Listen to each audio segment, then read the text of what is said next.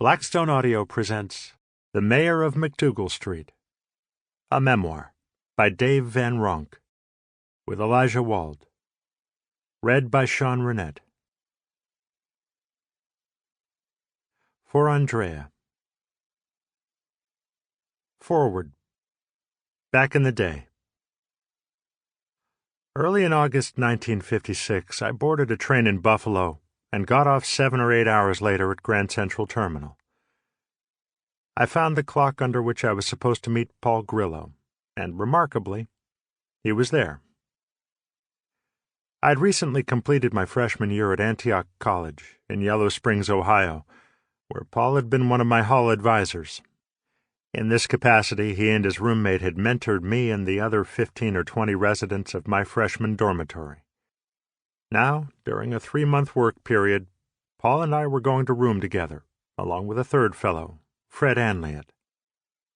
Paul had already found a place for us to live, and furnished me with the address, 147 West 14th Street. He pointed me toward the subway and sent me on my way.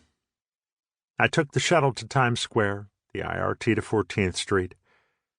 I got a key from the landlady, Mrs. Maderno, if memory serves, and climbed 3 flights of stairs to a very large room with bright yellow walls. We lived there for 2 or 3 weeks. Then we decided the place was too expensive. It was $24 a week, split 3 ways. And someone, probably Paul, found us a cheaper place at 108 West 12th Street. Rent there was $12 a week.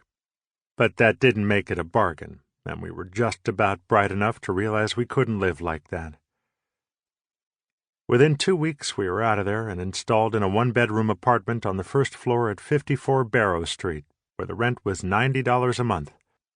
It must be a co-op by now, and it's probably worth $500,000. Back then, it was a terrific place to live, and I was there until the end of October when it was time to go back to school. So I was in the village for only 3 months that year, and that's awfully difficult to believe, because I met so many people and did so many things. I was working 5 days a week from 9 to 5 in the mailroom at Pines Publications on East 40th Street. I spent nights and weekends hanging out, and where I mostly hung out was MacDougal Street. That very first night in New York, I had 2 addresses to check out and managed to get to both of them.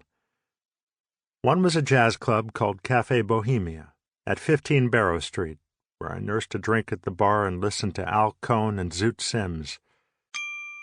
Sample complete. Ready to continue?